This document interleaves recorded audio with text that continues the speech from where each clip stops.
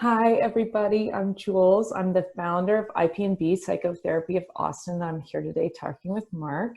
He's one of our LPC interns, and you've been with us so long. How long have you been with us, Mark? Since I got my license, 2 years, but then I also worked with you for a year Yeah, as a so graduate three student. years together. So Yeah. we know each other well, and we're here to talk about EMDR today. We've been together a long time. We're both EMDR clinicians, and I thought Mark would be a great person to talk to because Mark is actually working through his EMDR certification, which is a little bit beyond basic training. So how it works is there's a training that's really close to 40 hours, 36, 38, something like that. And you have to do that. And then you have to have an additional CEUs, you have to have additional consultation, you have to videotape sessions, you have to see 25 clients, you have to do over 50 sessions, and those need to be consulted on and observed. So Mark is in that process and actually getting close to the end of that process. And since he's so in the world of EMDR, I thought he'd be a great person to answer our questions about EMDR. So, yes, great. So Mark, tell us, what is EMDR? So EMDR is a protocol developed by Francis Shapiro quite a few years ago, and it's meant to address people who have experienced trauma and allow them to process through that trauma using originally the protocol involved um, bilateral stimulation of the two hemispheres of the brain using eye movements. But there are other mechanisms you can do if people sometimes can't tolerate the eye movements. Mm-hmm. And so you can use auditory stimulation, bilateral auditory or physical. You can have people tap on their legs, or you can tap on their legs, Mm-hmm. or you can use vibrating tappers. That's another mechanism. Mm-hmm. Mm-hmm. But there's several different ways you can actually do it. The eye movement I found to be really effective if people can tolerate it. Mm-hmm. Some I've of the seen research on that, yeah, that the eye movement seems to be more effective than the tapping for a lot of people.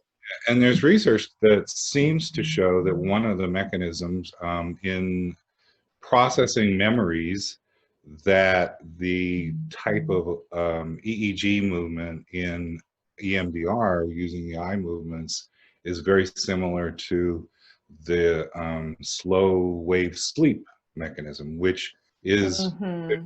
part of the process of memory consolidation in the Mm-hmm. brain. So that is what I believe is kind of the foundation for EMDR. It's allowing for those neural networks that have been kind of locked into a pattern and being held there, and not allowing for people to consolidate them with the other experiences in an adaptive way. And using the eye movement, you're in some ways mimicking the kind of natural processes of the brain to allow that neural network to open up and be consolidated across other neural networks in a flexible and adaptive way.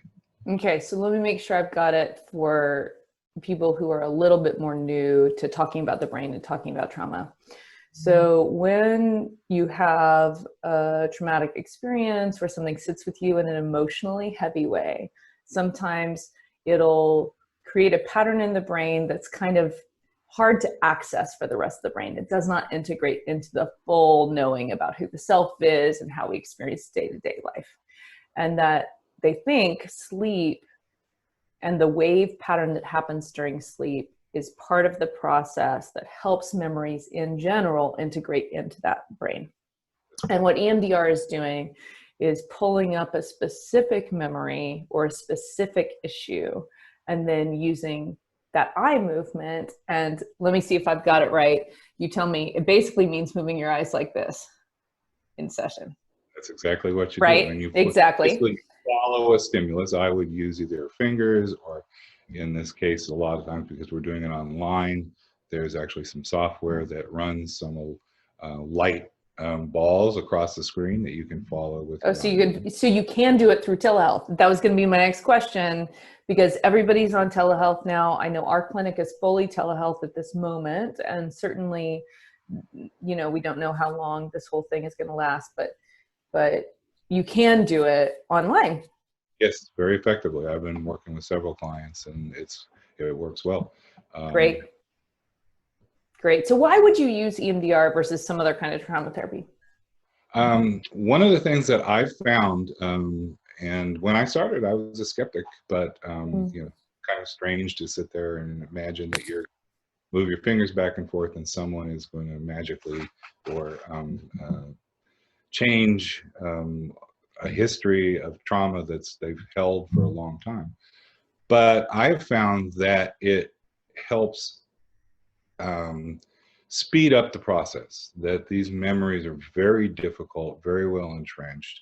You can use talk therapy. You can work through the processes that way. Memory reconsolidation is a thing of the brain. I mean, it's how the brain works and how it processes trauma. But using the EMDR, you're able sometimes to work through very significant trauma in just several sessions. One session, even if it's for certain kind of traumas.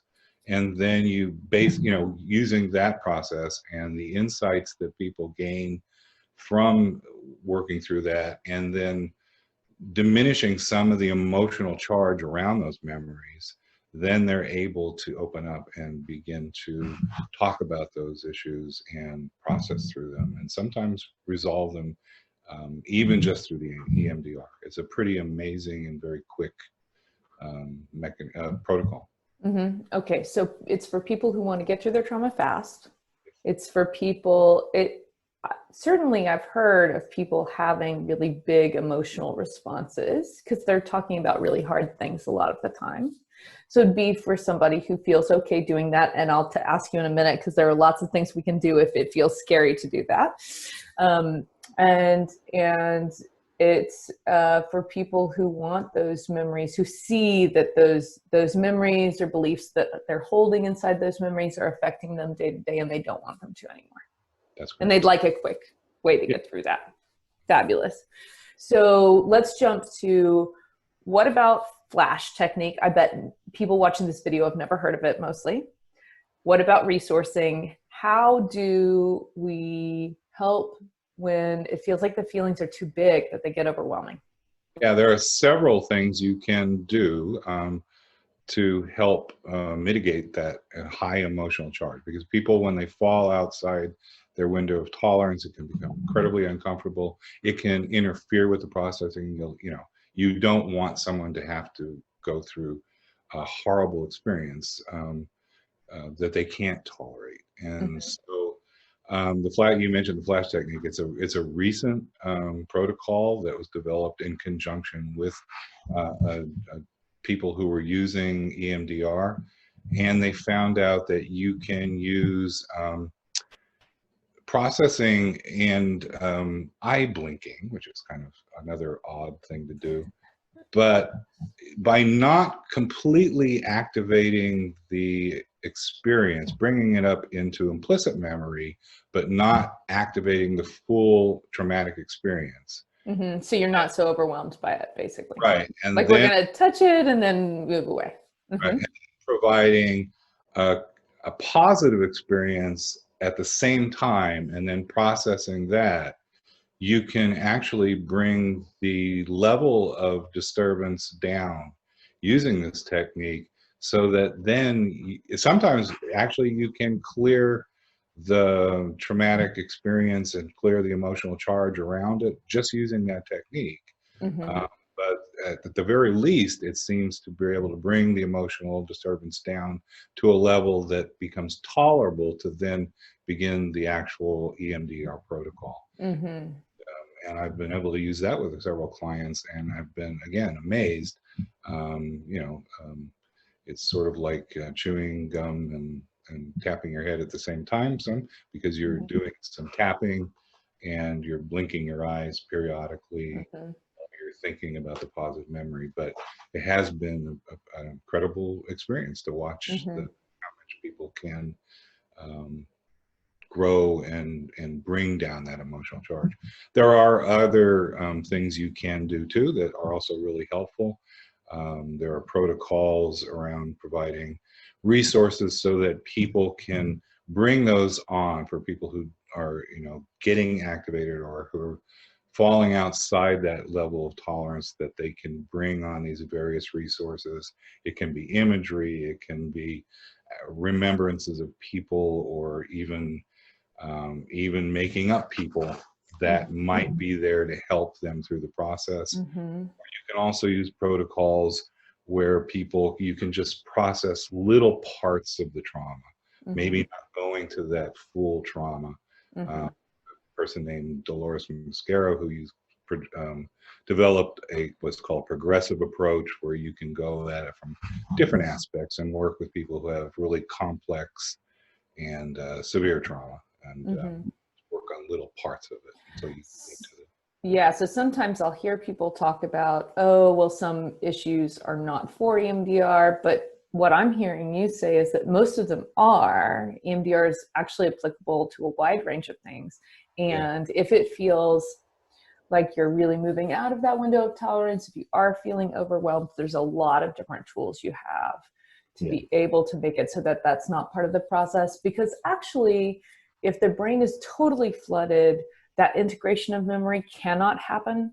So one of the goals of the EMDR is to bring up that neural network, but not in a way that's overwhelming. Right. And that's really all about the same things that are the elements of good therapy, which is establishing that connection with that person, being in the room with the person, establishing the relationship, and trying to understand the individual from where they're coming from and what they're bringing to the situation. So, you know, the initial part looks just like regular therapy. It's about This is something I want to highlight for people. Getting to know each other, learning what might be helpful for somebody, and know what they want to do and what they want to accomplish through the therapy sessions. Yeah. So when you're doing EMDR, and I think a lot of people don't understand this if they've never done it, is it looks like talk therapy for several sessions. And then once everything's established and we're ready, it might look like safe place or resourcing or even flash first. And then we might do a reprocessing session or 2 or 3, depending on how long it took. And that reprocessing session is where you do the funny eye movements where you move back and forth. But those are the only sessions where that particular thing happens, a little bit during resourcing too. And I've found that actually doing those sessions, it then goes back to being talk therapy, because often through that processing, image sensations or ideas start to become more apparent to that person, and they're able to look at them from a completely different lens without the emotional charge or without the blocking that was happening beforehand. And then we move into a new phase of working just as a normal, well, if there is a normal therapy session. Yes. but talking through the issues and what they've kind of understand now with this whole new perspective, and trying to begin to move on and work on growth and development or or go to another issue completely, because often people come to therapy because they've had multiple and complex trauma or complex emotional issues that they want to work through. Yeah.